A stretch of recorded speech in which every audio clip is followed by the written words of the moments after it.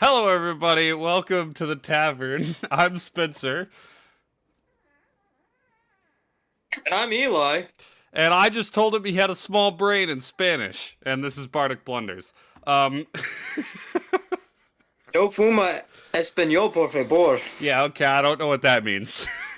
I don't smoke Spanish. Oh, you don't smoke Spanish? Okay, all right. Uh, so on this lovely evening, we wanted to discuss the recent trailers that have been dropped from different sources, we'll say. Uh, first, let's start off with the Halo trailer because the Halo TV show released a trailer for season 2. We should probably take another step back. Okay. Probably two steps back. Halo, the series, the first season sucked. There's Oh, one good scene out of all of it. oh yeah. Is it that first scene where he's fighting the elites? No. Master Chief 1v3s. Uh, he's not wearing his Mjolnir armor. And he 1v3s 3 Spartans in Mjolnir armor. Oh, okay. See, the only scene that I've seen from it was like literally the very first scene when it shows the first person shooter segment and he's fighting the different elites. I didn't like that. It felt too corny to me, but I that's was just gonna me. say it felt a little stilted, but also is it just me or did the elites look huge in that scene? Well, they are huge. I know. Well, see, I know they're big, but like Master Chief is 7'2", Arbiter is 7'10", and I can understand that. The And size. Arbiter's small for an elite. Oh, is he small for an elite? Because I was gonna Yeah, say he's the size difference with those elites looked huge. the average because he's distinctly shorter than the shipmaster when they stand face to face. Okay. Now, the biggest elite actually made the normal sized hunters look small. Oh. He was Okay. also an arbiter. Uh, And he manhandled uh Spartans.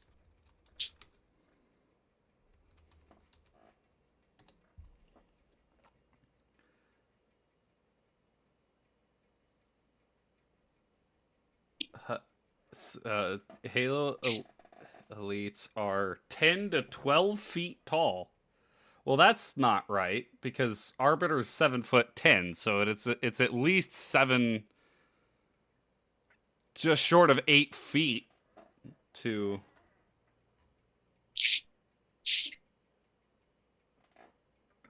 Yeah, well, it's like you have people. Yeah, uh, 7 foot 4 to average height is 7 foot 4 to 6 foot 8. Well, 8 foot 6. That's on the Halo wiki. Okay. Wow. So, see, I thought brutes were like obviously hunters, but I thought brutes were one of the bigger ones. But like even Atriox is 8'6". Yeah, he honestly, you've seen bigger brutes in Halo Infinite too. Right. Oh, George is That George is 8 feet. yeah, well, yeah, but George George George, was also George is big big AF. man. Big man. I love George. He's the boy.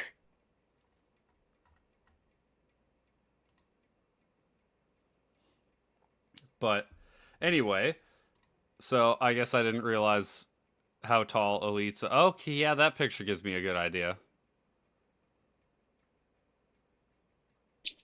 It's somebody's elite cosplay, and there's a guy who's literally half the height of the cosplay. Yeah. All right, fair enough. So Um, after the horrible flop of Halo Season 1, They fired everyone. The director got fired, all the writing staff got fired, and they hired a new team. I think they kept to like their special effects people because they actually did a really good job.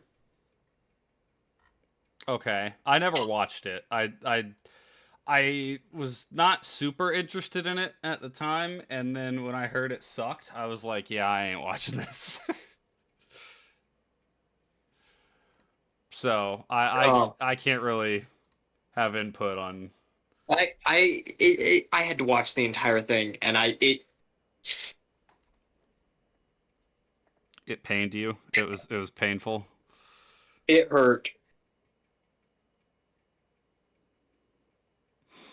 But the new trailer has you encouraged. Somewhat. Yes, because it's so the first one. If you saw anything from it, everything was so bright and giddy, and this one was like dark and sad. And I'm like, oh, this is how Halo's supposed to be. Right. I don't know, just from the trailer, I don't know that I liked the guy who played Captain Keyes. I mean, Yeah, he does fine, but he actually in the first season he was one of the standout performances. okay. He did an amazing job as Captain Keyes. But they also don't have Sergeant. Well, they haven't introduced Sergeant Johnson, and I don't know if they are going to. You can't not introduce him. Yeah, but it's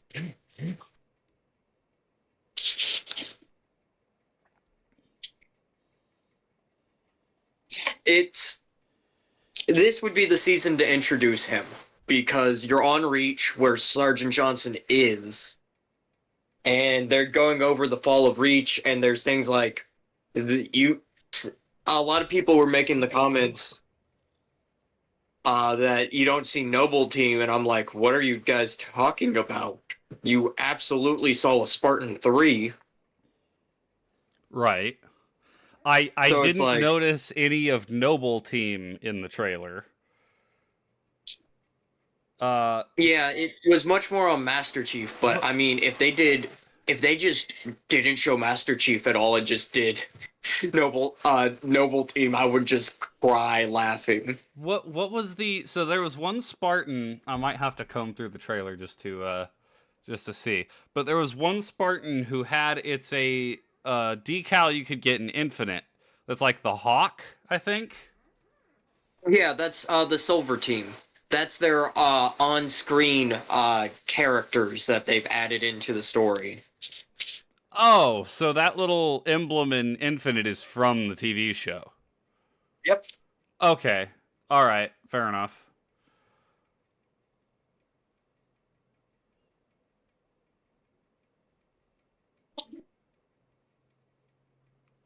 But my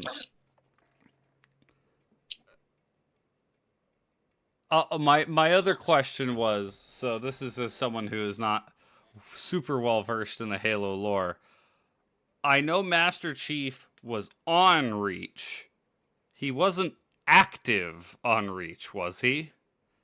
Yes, he was. He was? Well, this is the thing you have to understand. Uh, the Halo Reach, uh, the game, does not show that many Spartan 2s. In the books, it talks about what everyone's doing. So Master Chief is like on a ship coordinating all the Spartan drops. And then the Second Fleet comes in and he's going on those ships and sabotaging them. With him, Linda, Grace, who dies, and Timothy, who also dies. Okay. On the ground, you have Frederick leading the troops that initially hold the first assault on Sword Base and then have to retreat which leads to Noble Team going in and taking it.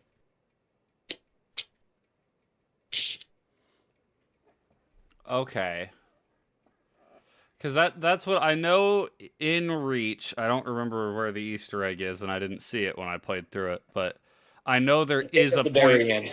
It's at the very end where you can Yep. see Chief. Okay.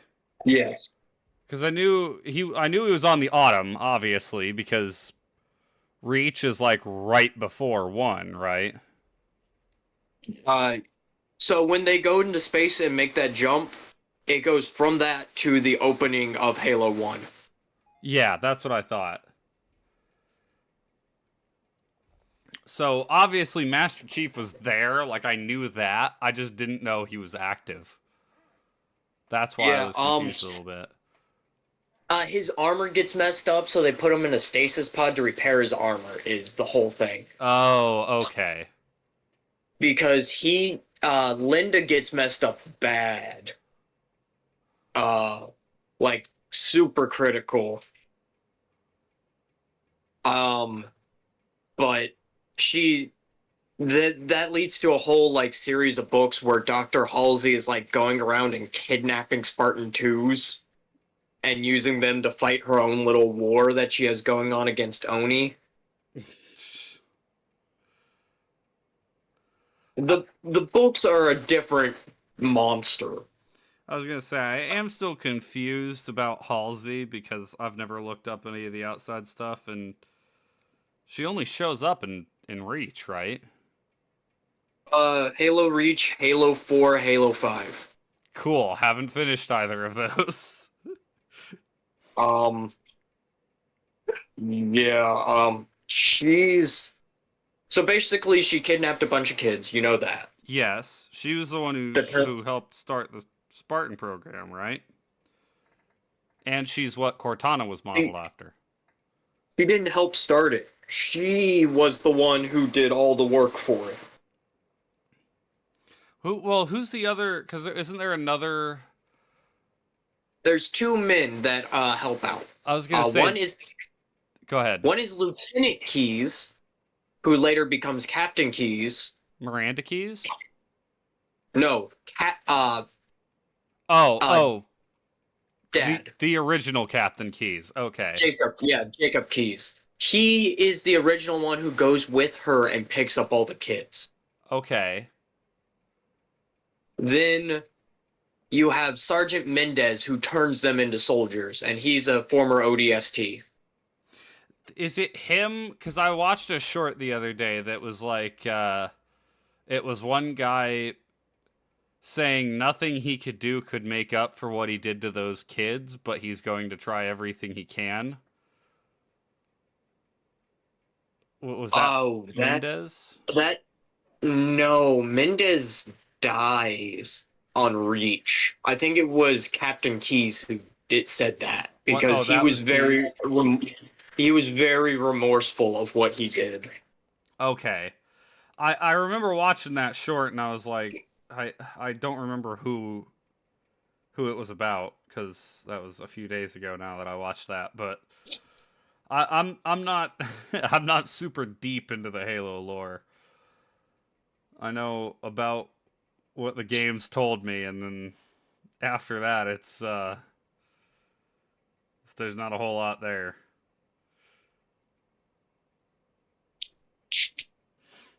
But do you think season 2 is going to be good? I don't know that I'm going to watch it. I still think I might skip it, but here's the first question. Do you think it's going to be better than season 1?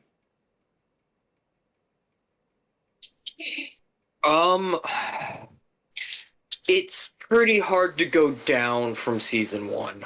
That's fair.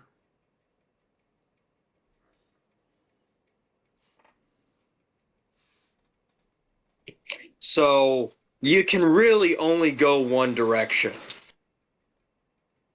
If they actually did live action Noble Team, that would be amazing. I think that might break the internet.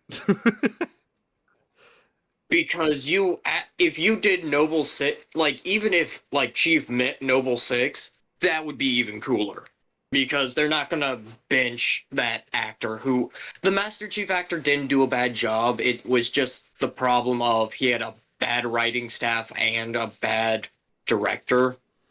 Yeah, because don't they like have him take off his helmet in the very first episode?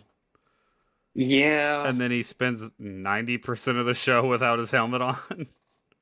See, I don't mind that one so much. See, What I didn't like is when he broke out of the Spartan program because Chief never did that. Chief was very against that. They really did that? Yeah. Oh. Or like, so they have an inhibition chip put in them like they do in the clone troopers from Star Wars. Right. And Chief removes his. Okay. After Captain Keyes tells him what they did to him. And it's like he's like, I want to go to my childhood home. And it's like, no, Chief never gave a shit about that. There was a reason why Chief was Chief. Right. Actually, Chief had a very, very, very hard time because he was very much a solo individual. He was the lone wolf out of all of them. And that didn't do well when they were learning how to be soldiers. Yeah. Didn't also, despite what they went through, all of the Spartan 2s, they didn't harbor any resentment for Halsey and Keyes? One did. One did. One did. But he was when they did one of the procedures, it messed up his brain really bad. Oh, okay. But he did go on a fucking he did go on a freaking rampage and killed a bunch of Marines, so they kind of it was funny at the end of his little short book that he had. He escapes into they shoot down the Pelican he's in, and Mendez gets there and one of the Marines is like, should we start searching through the grass for him? And he goes, you understand, I spent 15 years teaching him how to evade us. You really expect him to get caught? And they're like, oh, you have a good point. And then like a year later Reach gets glassed, so it's like, he's dead. Yeah, I know there's a lot of people that are I don't want to say in denial, but I've seen quite a lot of people are like, no, Noble Six is still alive. He's definitely still alive. I've seen that, but I don't know. I guess there could be a chance, but the fact that the planet got glassed, and like we literally watch him die, right? No, we don't. He doesn't die right there at the end of Reach? That is when he's supposedly killed. But that's when because he goes off the Spartan, grid. No one knows because it's like, because he's a Spartan, he's considered MIA when he dies. If he dies. Oh, okay.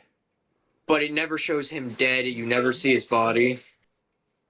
So, no matter what, Spartans aren't considered KIA? Correct. Even if you watch them die, they are always reported as MIA. Because Spartans can never die. Okay. That's one of the big things in Halo. It's actually pretty cool. It's actually a tradition that the U.S. U.S. Navy uses for all the submarines that we've lost. I didn't know that. That's interesting. So every Christmas they send out a Morse code thing wishing all the subs a Merry Christmas, even though there's some that have been gone for close to 100 years now. I, I was gonna say, what if they got a response? They do get responses from like other Well, active nations' subs. submarines. Yeah, active subs. I mean, one that it's like hasn't been active in like 15 years, and they just get a response, and they're like, "What?" Huh. um, how? We could probably mess with them and do that, but I don't want to get in trouble with I the was U.S. gonna military. say, yeah, absolutely not. I don't want to get in trouble. Oh boy, but yeah. So that was the Halo trailer. Um, yeah, I mean, like I said, I'm still probably not gonna watch it, but I hope it's better at the very least, because it being good just helps Halo. I mean, Oh, absolutely. It's kind of, I hate to say it, but you're not going to get people to play the video games from watching the show. no, But you're going to get people who play the video games watch the show with their friends. there was only one show that did that, and I guess The Last of Us kind of did that because The there were Last of Us did it. quite a lot of people who watched it. Resident Evil did it. But Oh yeah, but that's probably an older example of yeah, that was back when people were like, I wonder what this actually, because I think it said based on a video game, and people are like, oh, I wonder what that is. Oh, it's this game. Huh, I guess I can steal my kid's PlayStation for a bit. right.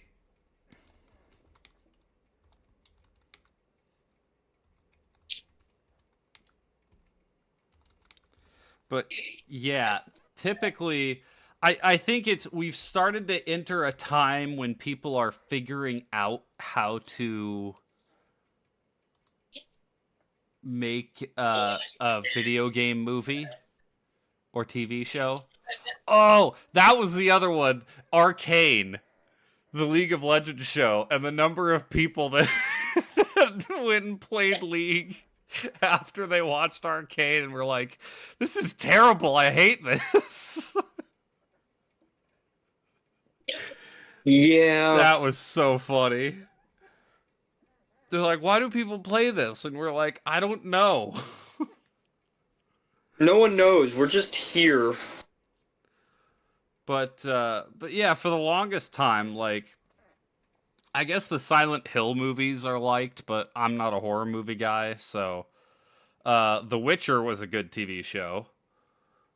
Um, Was. season one, season two was decent. I haven't seen any of the newer stuff because Yeah, no, I'm not gonna I bother. hate it. Too many times things will just take a terrible turn, and I'm like, I'm not gonna. Like, I'm one of those guys who actually will go and read reviews. I'm that Mhm. kind of person. Tomb Raider had some good movies. Wait, Yeah, but what? what? They're making a Horizon Zero Dawn TV show? I saw that. I could see that one coming. That doesn't surprise me that much. I Too mean, many people are liking this dystopian stuff with Hunger Games coming back, you know. oh yeah, and the Hunger Games show sucked. Or no, it was the movie. That like a lot of people said the movie was absolute garbage. Um, the Fallout trailer just dropped, and a lot of people are very angry about it. Yeah, because they're like using Fallout 4 stuff when it's supposed to be like Fallout New Vegas, I believe. Well, it's supposedly supposed to take place after 4, is what I was reading. Um, but the thing people were like, wait, what is? Let's see, Fallout TV show. Um, when does it take place?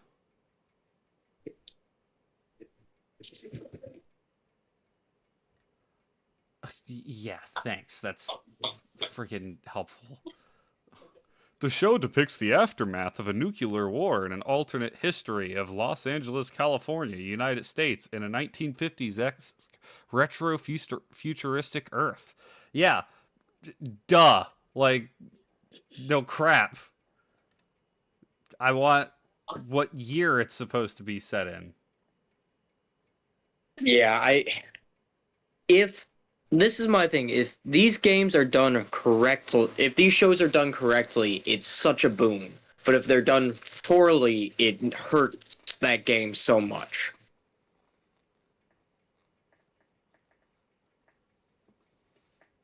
So when was this? This was December 2nd, so this was just a few days ago.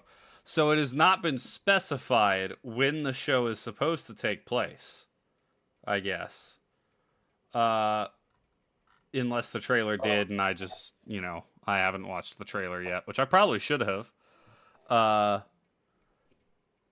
But so Fallout 76 takes place 25 years after the bombs. Fallout 4 is set 185 years after that.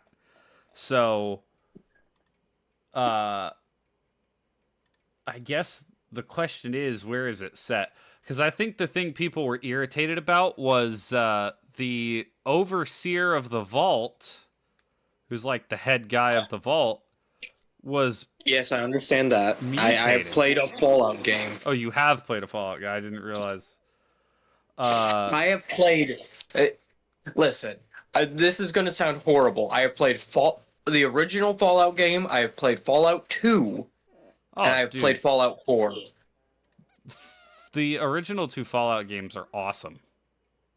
Yeah, a buddy actually downloaded them onto a zip drive for me, and I played them at school because I was bored. Yeah, I love the original 2 Fallout games. I've never beaten them. I want to. I've thought about streaming them. But Yeah, I think you would. You should stream those, honestly. but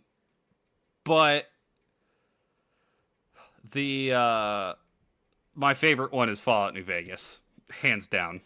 I love Fallout New Vegas. I think something Fallout New Vegas did super well that 3 didn't do, and for some reason 4 didn't do, even though it came after New Vegas, was 3 would just have like shotgun shell and pistol ammo and rifle ammo, or like 308, and every single rifle was chambered in 308. In New Vegas, you have 12 gauge, you have what is it, 24 gauge, I think. Maybe not, I might be wrong on that, but Probably be like 12 gauge, 10 gauge. It's not 10 gauge, because 12 gauge is the bigger of the 2 shotgun shells they have. Then maybe like a 20 gauge. It might be 20. I think it's 20. 20 gauge. 308 is hunting rifles and a few automatic weapons, but you also have 5.56 and 9mm and like a minigun that uses 5mm. Like it does it so much better, because it's like, oh, I have this wide range of ammos that I can use. Not to mention, you can also get like beanbag shot for your shotgun. So you do fatigue damage, you knock people out instead of killing them. Or you can get hollow point and Full Metal Jacket, and like you can actually make your selection off of all of these ammos, and it's such a wide variety. It makes the game so much more fun, especially because Fallout 3 pisses me off because the hunting rifle is chambered in 38.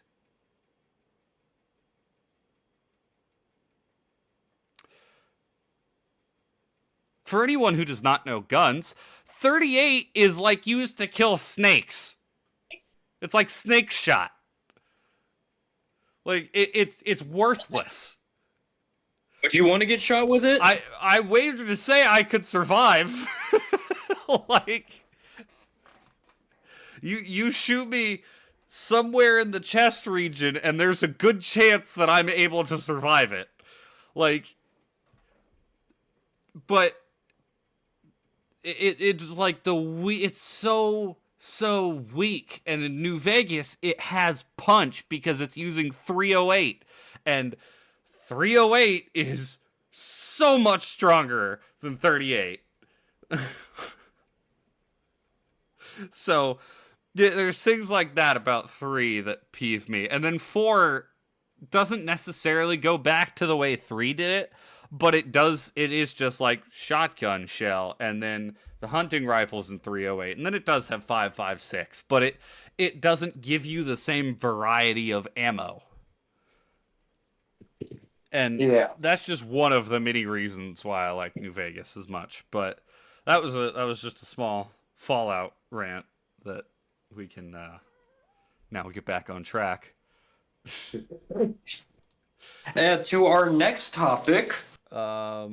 I was actually just scrolling through to see what video game, movie, and TV adaptations are coming.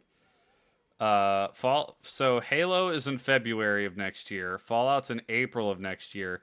Apparently there's a Borderlands movie coming, which I feel like I heard about, but I completely forgot because of how disappointing the Borderlands in the making for been in the making for 10 years.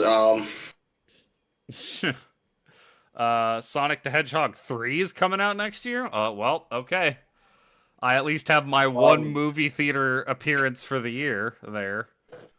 So, there is one thing we do have to talk about the biggest boon to any video game from a TV show was done by Nintendo. To TV show, not movie? TV show and movies. Well, okay, yes. The Mario Brothers movie. No. Big. No.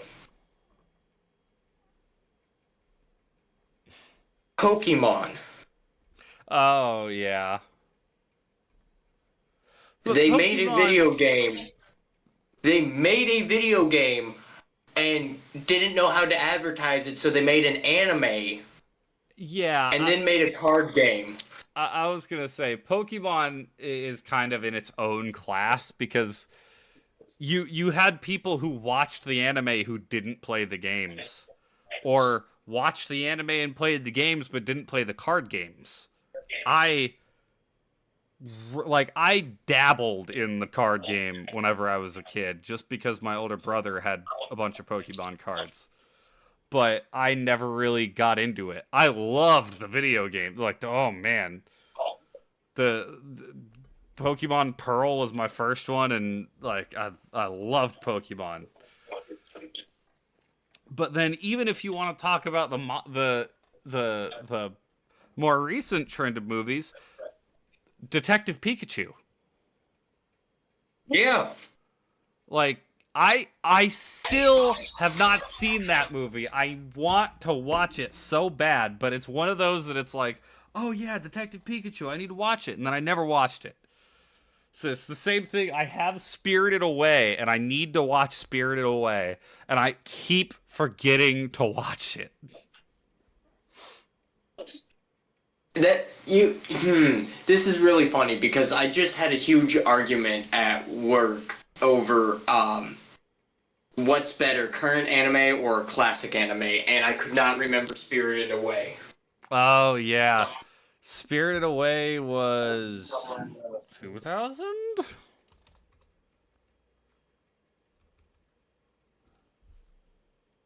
2001. Spirited Away was 2001. Because I remember watching that as a kid and it influencing me so I've much. heard it's so good, and I've watched 3 Ghibli movies now. 2 or 3. I think it's 2. I've watched Howl's Moving Castle, and I watched Princess Mononoke, and both of those are really, really good. Like, I love Howl's Moving Castle. Princess Mononoke was good. It was creepy. It was, like, unsettling. um, but I know a lot of people's favorite. I think the 2 favorites that I hear most often are Spirited Away and My Neighbor Totoro. Yeah. And I haven't, like, I've got all the Ghibli movies on my to watch list, but it's one of those things where it's like, typically whenever I'm sitting down to relax, I'm like, I'm not thinking I want to watch a movie. I'm like, I want to play video games because I love video games. It's kind of funny because I'm in a very weird category with that because I'm very much like, I can play video games. Oh, but I have a TV show that I'm not caught up on. Or, oh man, this movie just got put on Netflix.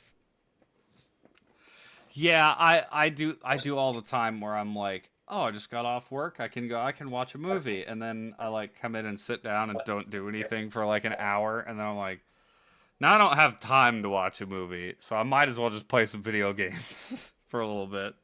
And then I play video games for 3 hours anyways, and it's like I have no self control.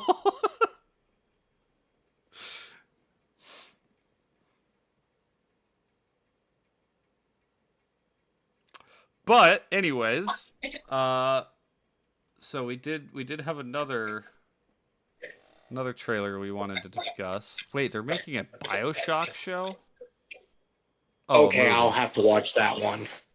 Oh, we might want to do watch parties for that one. Oh yeah, absolutely. That Because I one's know not multiple people in our friend group are into BioShock. I love BioShock. It's not it doesn't have a release date. Also, for some reason they're making Mortal Kombat 2. I never watched that one, but I heard it sucked.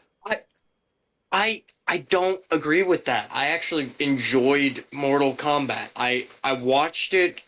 This is gonna be really dumb, but my boss would put his one of his streaming services on a TV, Mhm. and certain nights I would just stay there late doing stuff and put this was back before the expansion. Right. So I'd be like working still, and I would just turn on his streaming service and watch movies while I worked. See, so what I remember hearing, I know it's been a while now, but what I remember hearing about the Mortal Kombat movie was the people who watched it for like story were very disappointed, but the people who just watched it for the fights were happy. Oh yeah, it's very much just an action, go fast. There's no story to it. But then again, it's also Mortal Kombat, so why should there be a story? Yeah, I mean Mortal Kombat does have a story, but it's not overly complex. Gotta Uh stop bad guy, gotta fight all of his minions and lieutenants to get there. Ooh, there's going to be a God of War TV show at some point. Gears Now, of God of War, Gears of War, like, don't care. I mean, I might watch that just to see how they do with the aliens or The monsters or whatever they are. whatever I don't remember what they're The freaking Krill, locusts. locusts. The Krill are the flying The ones that I flying hate. ones, yeah, that are controlled by the main bad guy of one. Assassin's Creed, they're going back to that. All right. Fair enough. Horizon, yep. Ghost of Tsushima already? Minecraft movie.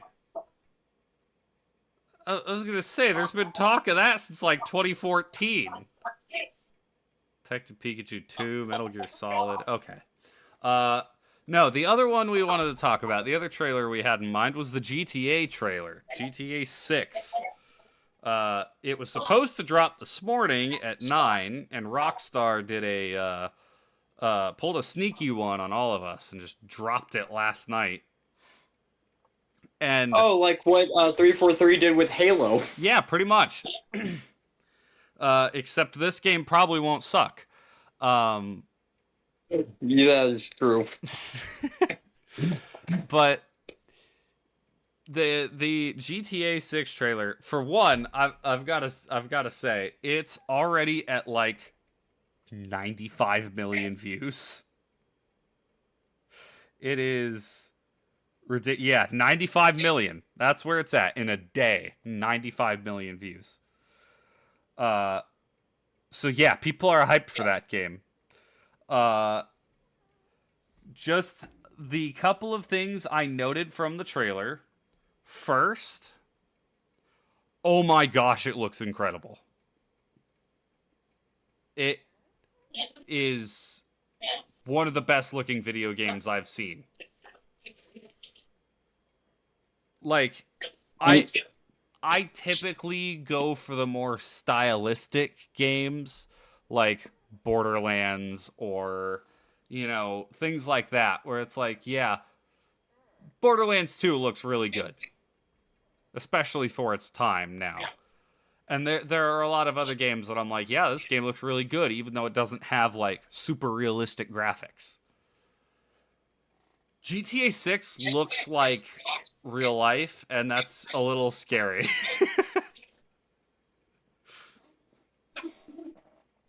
Yeah. It's like almost too real.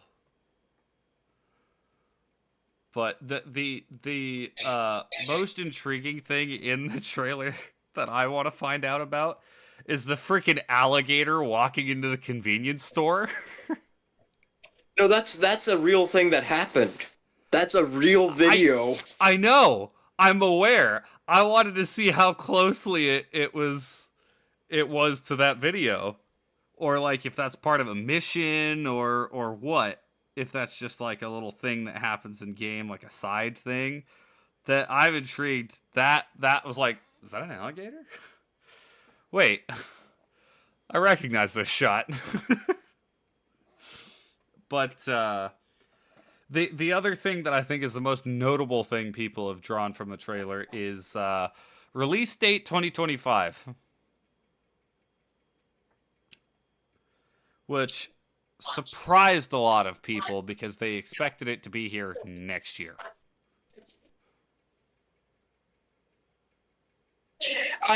Here's the thing. I don't mind if you take longer and release a game that works. Absolutely not. That's exactly what I was thinking. Take as long as you need for the game to be good.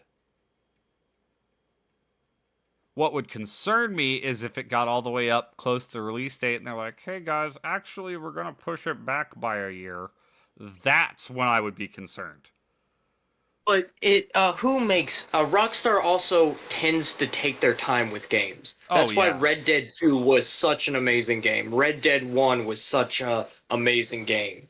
GTA 4 is a cult classic now. GTA 5 is the most played game. It's one of. I know it's not the most profitable because Minecraft just blew that out of the water. It has the second most sales. Minecraft has 300 million sales. GTA 5 had 195,000 or 195 million. 190 million. Freaking moron. Can't talk right.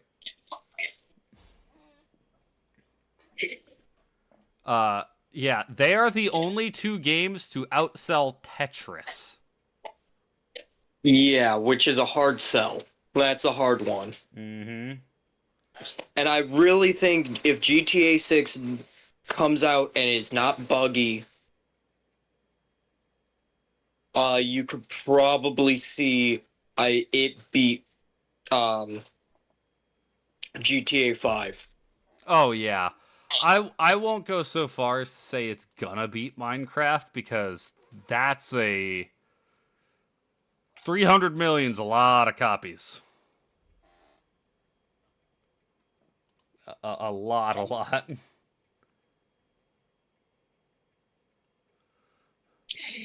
Yeah.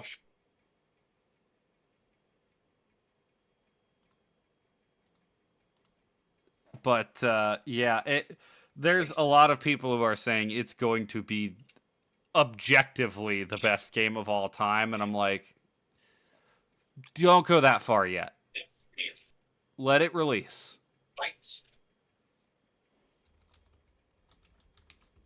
Yeah. Uh, Honestly, if they do a good job, I don't see why it couldn't be. I mean, yeah, You know? absolutely. It could be, and I'm making a risk in saying this, but I don't see it being a flop. I don't see anything being anything but a commercial success.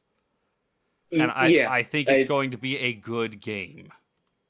They would have to do something so terrible. They would. I don't know if I can reference this on your channel without you getting demonetized. Oh boy. What? I'm gonna message you. Okay.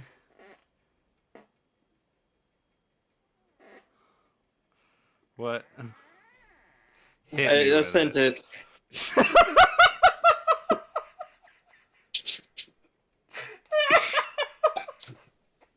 I don't think he'd get me demonetized, but you might catch some flack for it.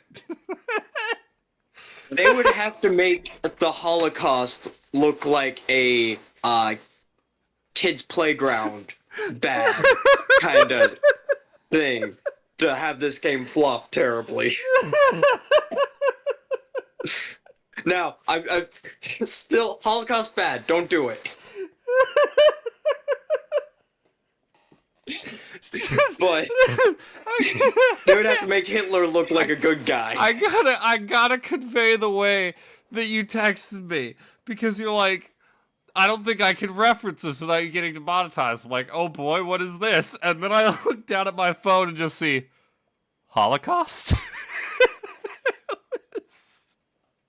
I think I made my first clip for the channel.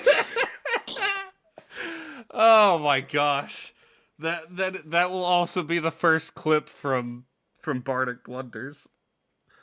Woo! Oh, you got me with that one. I mean, I was going for like the worst thing humanly possible, and that's like. Oh my goodness. Oh gosh. See, like I thought you were gonna make a video game reference. I didn't. Oh no. So that's why I was like, when I just see it pop up in my notifications, like Holocaust. Not the worst thing I've ever sent to you, but. No, of course not. But just the, it was just the, it's literally just Holocaust with a question mark. I didn't. I was like, oh my gosh. Did not expect that one, but that's funny. Woof. All right. But I really think they would have a very hard time messing up that game, if that makes sense to you. Oh yeah, Because 100%, and I hold the same sentiment. I don't know what they could possibly do that would make it not be profitable. an incredibly popular. Well, it's gonna be profitable. I can tell you that. Whether the game sucks or not, like they could literally just be like, "Yep, here's GTA 6," and everybody buys it and downloads it, and it's just like a picture of the title screen, and you don't get anything else. There's gonna be so many people that buy it. Like, Yeah. so This is probably going to be the first GTA game I actually play. I played 5. I never bought it. I got technically I never bought it. It was given to me, but I never beat the story. I never really did too much in it. I did a little bit, and I was like, eh. I mean, it's not a bad game. I do have one clip from it on my channel, but it's not like the best game in the world. It was, it was just okay. But yeah, I'm gonna have to go back and forth on to whether I'm gonna buy GTA 6 because it looks wild, to say the least. So something I did see from it. We did see Cocoa Beach, Yes. which is north of where we live. All right, careful. They're gonna zone in on our location. I wonder how far east they're gonna go. I do have a lot of questions about that. Like, what areas are they going to mash together? And how big is the game world going to be? I think that's one of people's biggest questions, because there's been a theory that they're going to mash all of the previous game worlds into one game. I was like, that's really big. I don't think that's happening. But I could see a map that's double or maybe even triple the size of GTA 5. Yeah. Because 5's map feels huge until you get like a fast car or a flying, like a plane or something like that, and then it feels minuscule. And we're going back to Vice City, so Right. But yeah, I never played San Andreas. I never played Vice City. I never played I did play one of the top-down GTAs once on a friend's phone on the bus home from school. Wow, that's taking me back to middle school. It was like Chinatown Wars or something like that.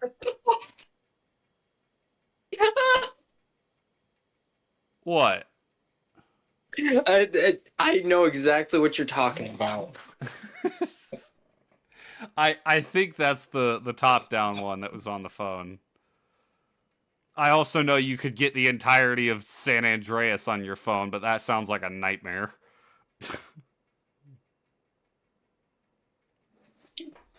Is that still on the App Store? I kind of want to see. I remember that being on the App Store when I was a kid. When I was a kid, I guess, yeah, middle school as a kid, but let's see, GTA. Yep, you can buy San Andreas, Liberty City Stories, and Chinatown Wars all for the phone. Oh, Chinatown Wars is free. That would explain that.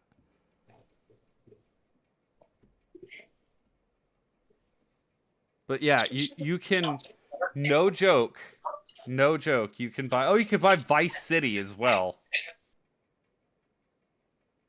Wow. Yeah.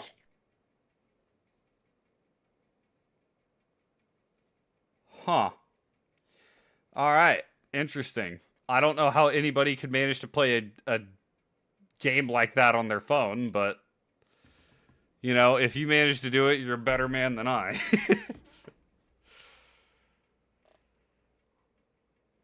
Oh man. It's really weird because I don't know if you've let your stream know or not, your channel know that we're doing a watch party. No, you and me at least. I was going to announce that right here at the end. Um, Okay. Well, we did forget to do something last week that I want to scold you for. what? We forgot to do our game club. Oh shoot. Yeah, we did forget to talk about that. Well, we can do that right now.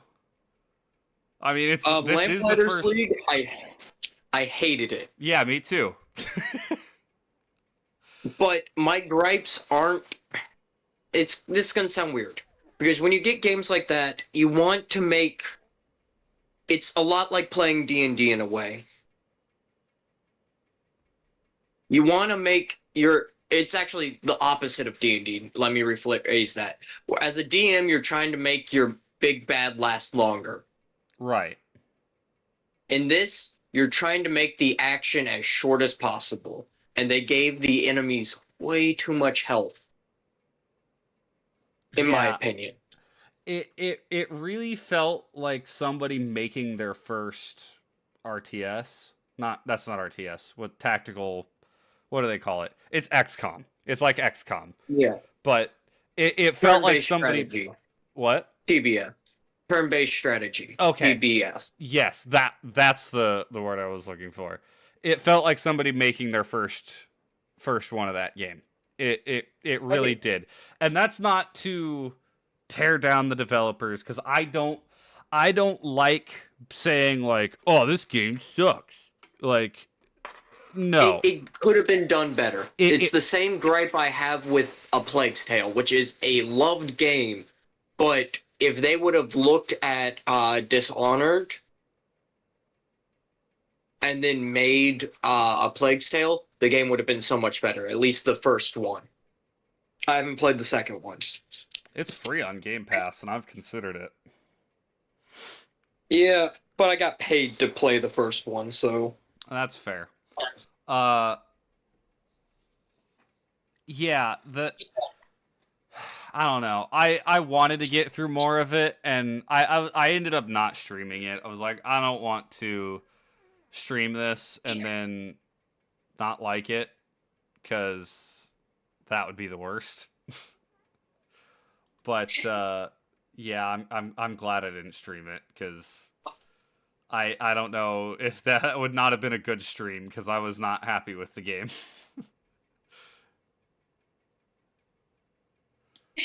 I it just hurts, you know, because I love those kind of games.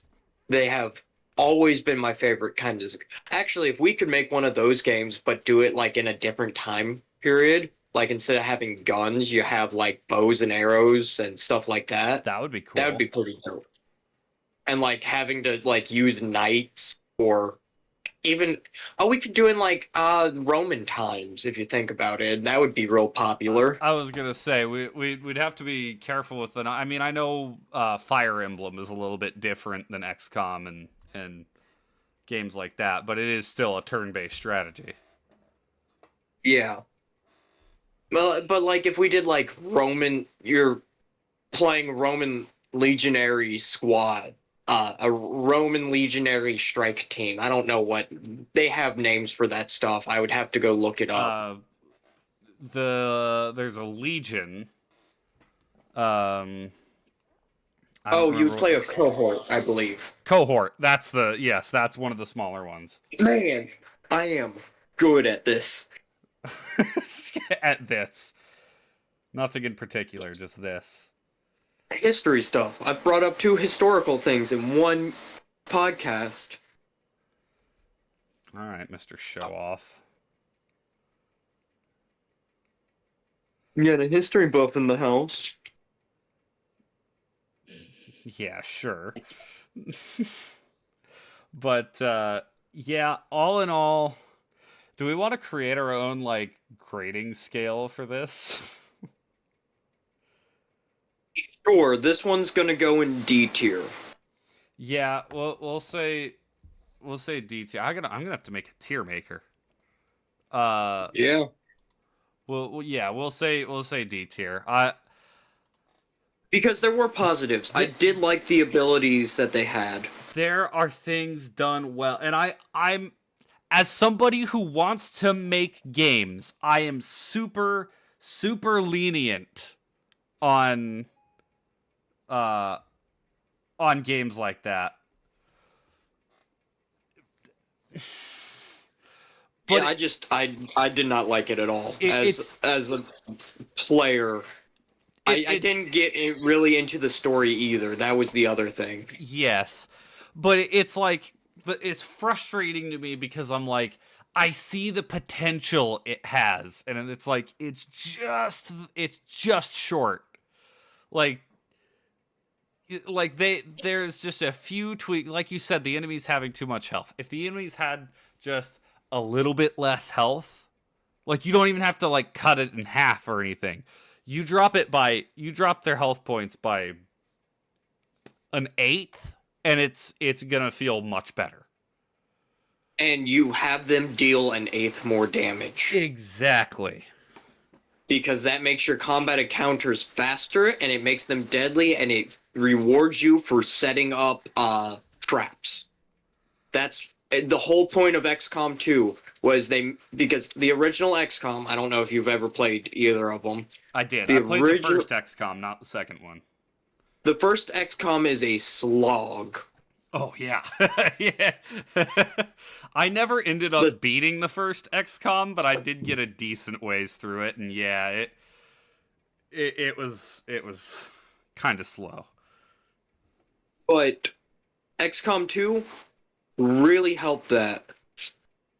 Well, Um because it made it like you deal more damage, but your guys have less hit points.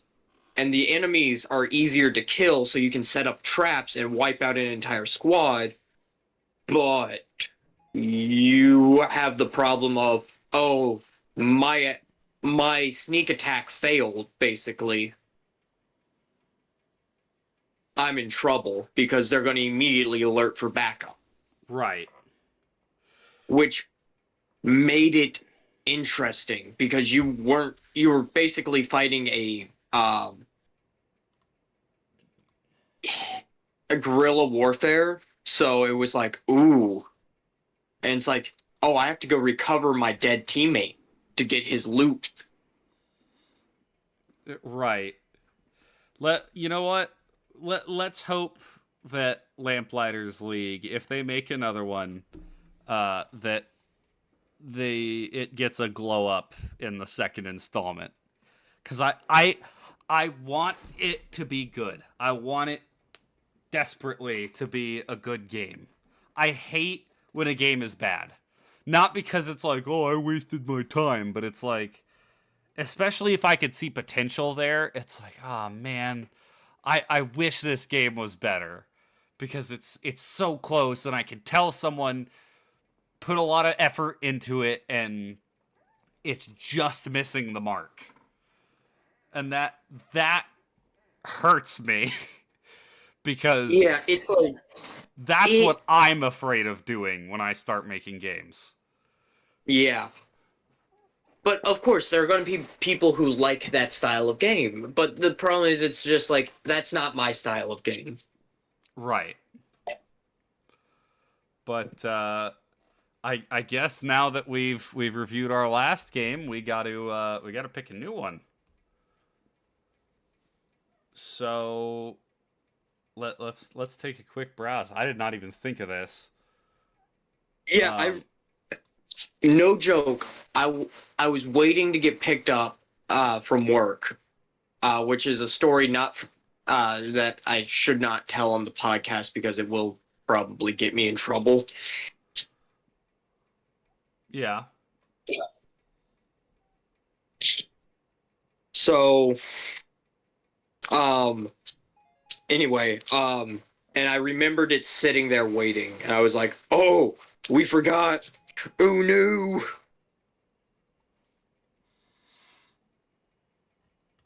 Yeah. That. Okay, hold on. I have to check what time the Game Awards are. 7 p.m. Okay. our time. 7 p.m. our time. I was gonna say because the Xbox app was like I saw 4:30 p.m. I'm like, wow, that's early, and then I just realized it said Pacific time. Um, Yes. I already looked it up, and it was one of those things where it's like, I gotta check this because I need to know what time to go get food. okay. Do you have access to Frog Detective? Yes, I do. I was gonna say that would be one. I would love to play that game with you on stream, just because I want to see your reactions to it. But if you want to do it for our game club, I will absolutely. The problem is though, I've already watched somebody stream that, so I haven't seen anything for it. I mean, if you want to do it, I already know where I'm gonna put it. We can absolutely do that one.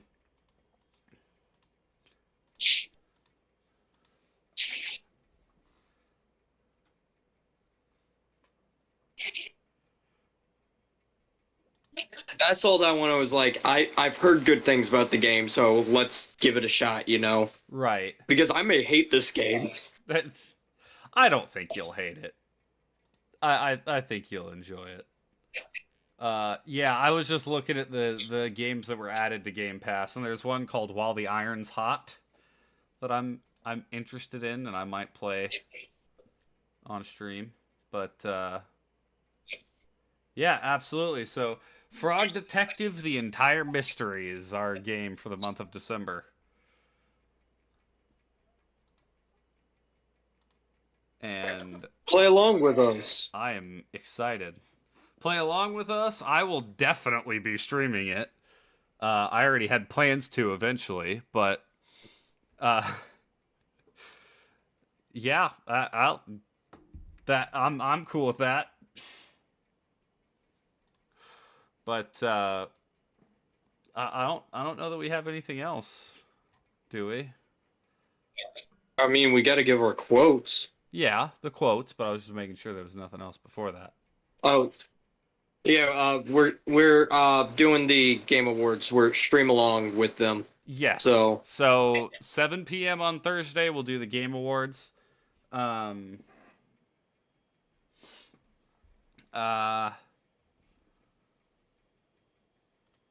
And I may or may not keep streaming a game after the Game Awards, just because I missed Sunday, and I might have to miss Sunday again this week. I might have to tweak my schedule and start streaming on Mondays.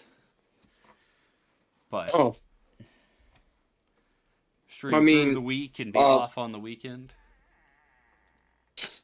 I might be able to. We might be able to do joint streams on Mondays because they keep flip flopping the schedule on me, and with stuff going on, I might have to start like opening every day that I'm in there Oh, okay.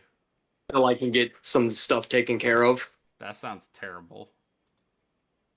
I mean, I'd rather open than close. Fair enough.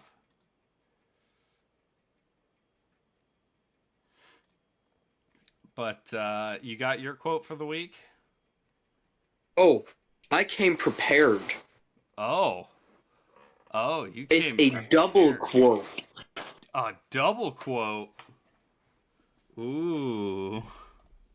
Spicy. The first part of the quote is by Nakia Prakash. Okay. Do you understand the violence it took to become this gentle? And the follow-up quote is by Richard Sicken. And the gentleness that comes not from the absence of violence, but despite the abundance of it. Very nice. Very nice. Hello, Yeah, people who are coming in right as we're ending stream. Wait, people are joining now? Yes. Hey, oh!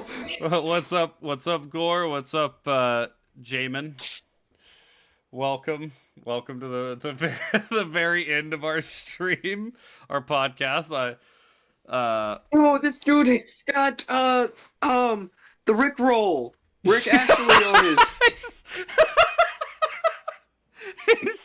He's got the Rick roll. Yes, Rick Astley. He's Rick rolling on. He's got the Rick roll. Never gonna give you up. Never gonna let you down. Never gonna run around and. Oh, okay. Yes, we can answer this question. What's your question? Because both of us are DMs, so we're more than willing.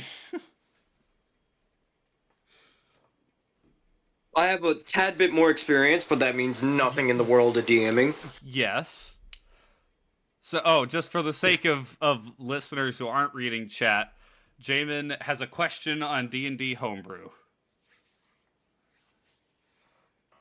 So we're gonna stick around just a little bit longer to answer.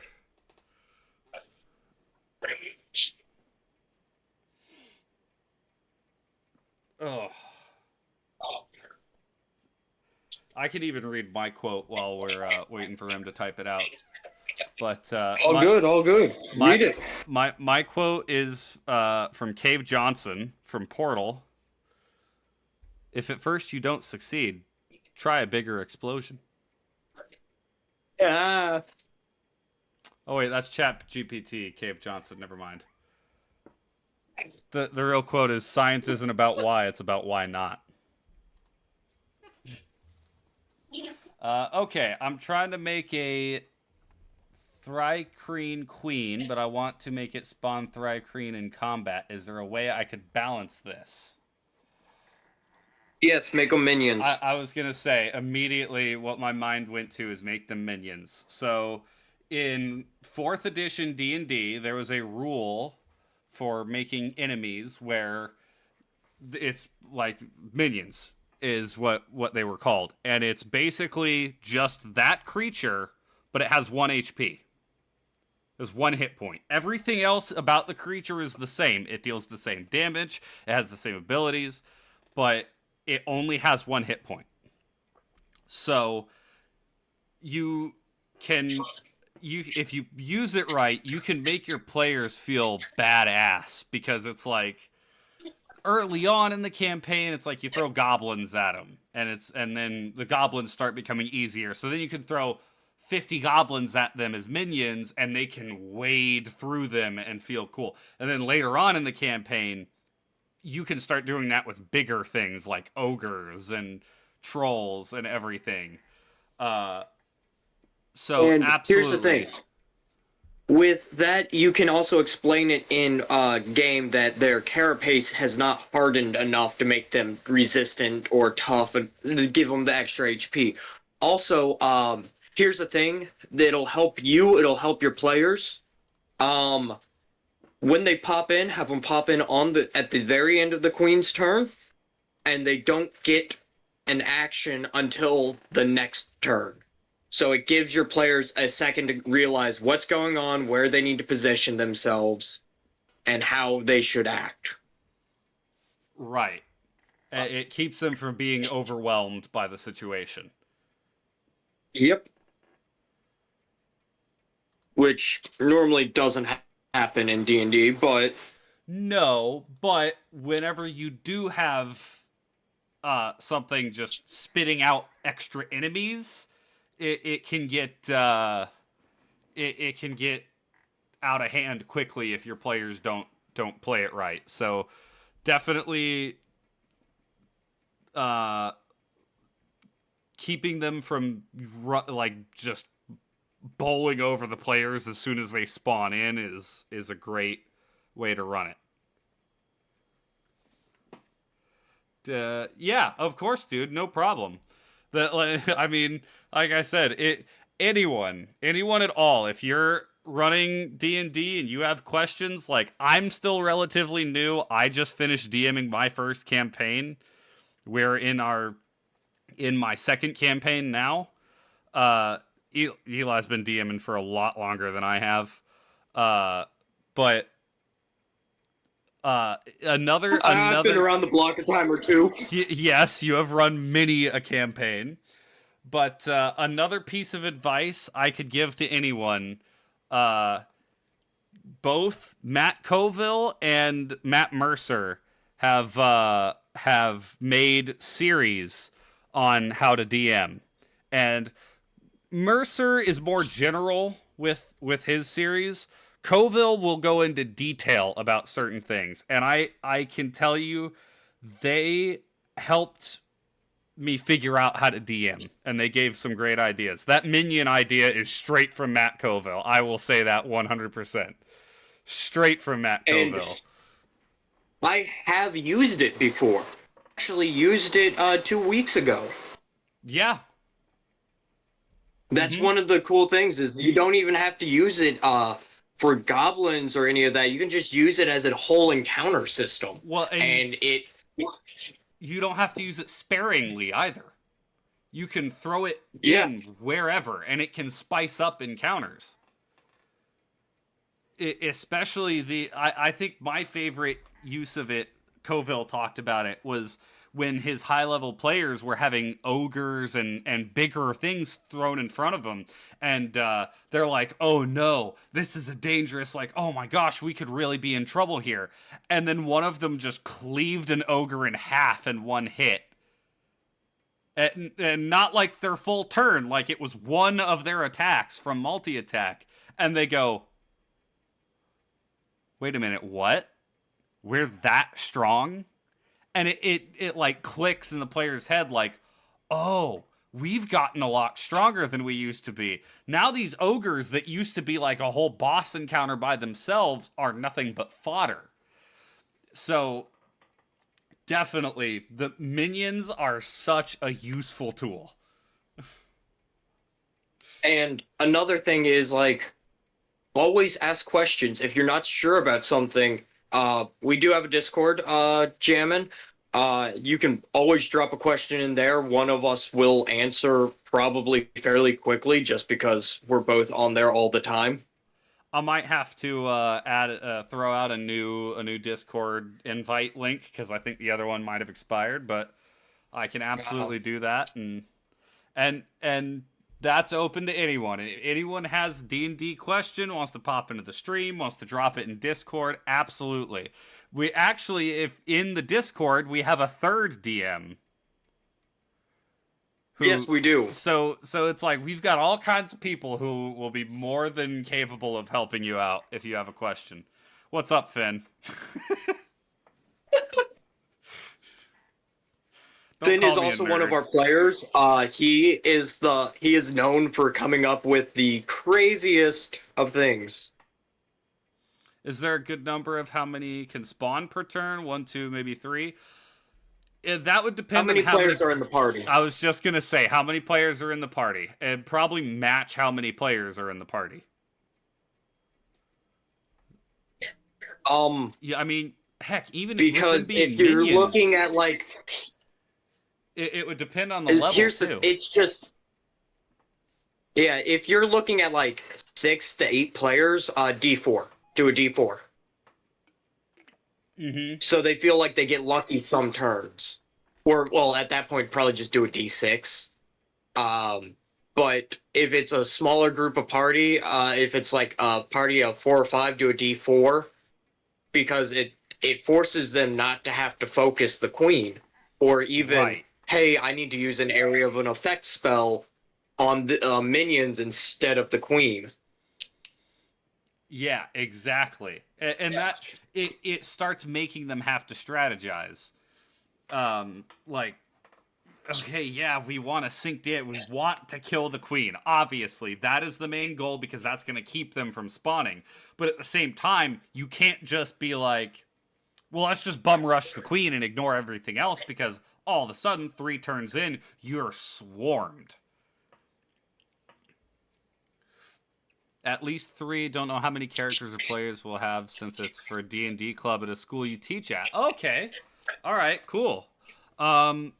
Yeah, so I'd definitely say, yeah, 3. If it's 3 people, 3, 4 people, I'd say you could match. Like, Yeah. match the amount that spawn per player. If it's bigger, like 6 to 8 people, or even bigger than that, yeah, like Eli said, D4. You just don't want to overload them. Like, you don't want it to be like, oh, spawn 15. Is there a range? Yeah. Yes. 5. I'm not exactly sure on their stat block, what their capabilities are, but Give me like 10 seconds. I have a monster manual within arm's reach. yeah, well, I have a keyboard within arm's reach. Let's see. Oh, no, I don't want to. Of course, the first thing that I managed to pull up is if you're playing as one. That's actually pretty funny. Um, yes, it's 5-foot reach. Yeah.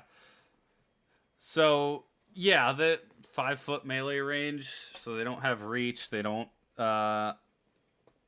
do they have They any can ranged jump. weapons? They can jump? No, yes, they can jump. Okay. And they get multi-attack, so they can bite. They can either bite you, which will probably deal more damage and poison damage, I believe, because it's not all on here, and then multi-attack with claws. So that, I mean, you're probably not looking at too much damage. They're quick, which can be an interesting scenario for players to handle, and they're not extremely hard to hit. So, I mean, Yeah, AC 15, that's not super hard. Again, would depend on character level. Um but spells really turn that around if oh you're yeah, looking at spellcaster. 100%. Um I'd like to get a stat block that actually tells me, okay, multi-attack, 2 attacks, one with its bite and one with its claws. Bite plus 3 to hit, reach 5 feet. 1d6 plus 1 piercing damage. DC 11 con saving throw or be poisoned for 1 minute. If the saving throw fails by 5 or more, the target is also paralyzed while poisoned this way. Remove the paralyzation. I would say having them be minions, you don't want to end up in a situation where the entire party ends up paralyzed, and then it's like, well, you know. See, me as a DM, I don't care. I do that to you guys in a heartbeat. Of course, but you're a sadist. I'm a very brutal DM, which isn't fair to my players, but they tend to play very. They play really smart to be. Well, we don't play the worst. You guys don't plan for things, but you guys build party comps correctly, which is really weird to see. Yes. Well, you guys actually think about the characters you're putting together. And like, hey, we should multi-class and get this. The best part is I'll be like, yeah, we gotta set up a strategy for this. And somebody else is like, in we go. I'm like, no. Oh no. Stop. But yeah, claws plus 3 to hit, 5 feet, 2d4 plus 1 slashing. That's nothing too crazy. So yeah, the only thing I'd say is take away the paralyzation. You can leave the poison. Yeah, because poison makes things interesting. Because if that gives your smart characters like, oh, I make a knowledge check or make a history check, something along those nature check, and they go, oh man, we should pick up antitoxins for this fight, and it makes your characters feel more involved. Your PCs feel more involved. Right. Sorry, stream's gonna remove our little icons for a second so I can get the link. Send. Yep, there it is. There's the invite link for the bakery. um,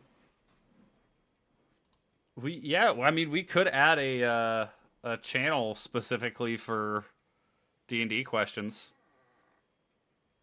Give me 10 seconds. I added one for stream updates that I'm the only one that can post in there. That too. If you want to know when I'm streaming, stream updates. Okay, yeah, of course you can because you're a moderator, but don't abuse that. I don't want I'm that. trying to figure out how to delete it. It's the three dots. There it is. Yeah. That channel is just for saying, hey, this is what I'm streaming, what time I'm going to be streaming at.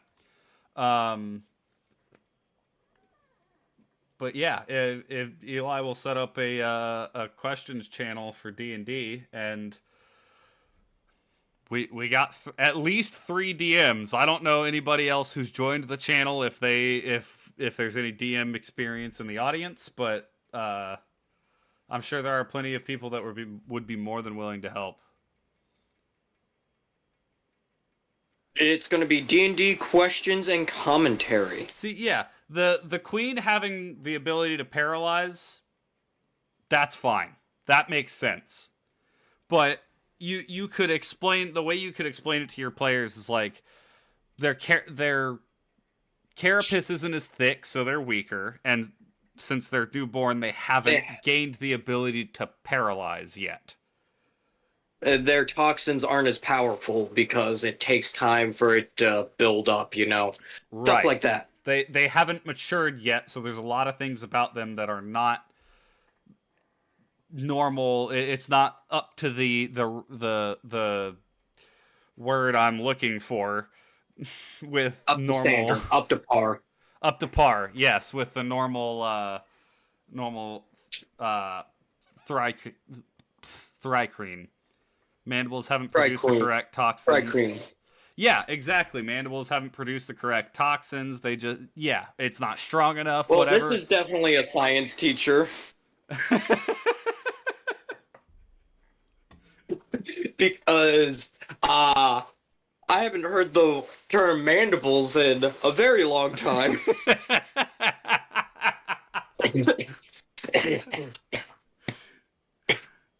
Actually, oh, he's the cool teacher. He's a cool history teachers are awesome.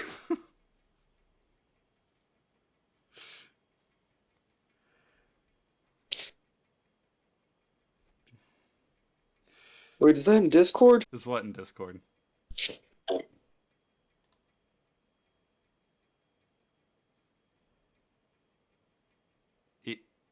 Eli? Yeah. I'm here. My phone just freaked out because I kept... Okay, it said OBS disconnected for a second. Dun dun dun dun dun dun dun. There he is. I know, one of my favorite teachers ever in school was a history teacher. Yeah, same here. Shout out to Mr. Sheehan. Yeah. Boss, I don't know what that word means. I was gonna say I don't know what myrmecology. I am not familiar with that term. Well, I was gonna say time to look it up.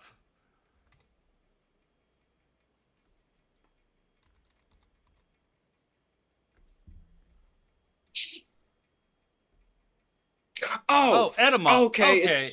Dealing with ants. Okay. Yeah, that makes sense. Your favorite teacher was a history teacher as well. That's awesome. Man. We're really showing how dumb we are, Spencer. Yeah, we are. we are pretty dumb. Oh boy. All right. Well, that was a wonderful stream. Thank you guys for tuning in. Glad we could help you out. Jamin, thank you for the sub. We aren't dumb, we're ignorant. You know what? Yeah, actually, that's that's an apt description. That's I can't deny that one. Oh boy. Your flips in one night. Let's go. All right, everybody. Thank you very much for watching. Been a wonderful stream. Have a great night. I'll catch you early tomorrow, probably for a stream. If I'm gonna try. I'm gonna try to get one in. But that's all from us. So. What time do you plan on doing it? Because I'm going to be at work probably like 7 a.m. I have no idea. It might have to be like 8 or 9 in the morning. I have to train somebody tomorrow. Ooh. Ooh, that sounds like fun. But all right, that's all from us. Tally ho! Tally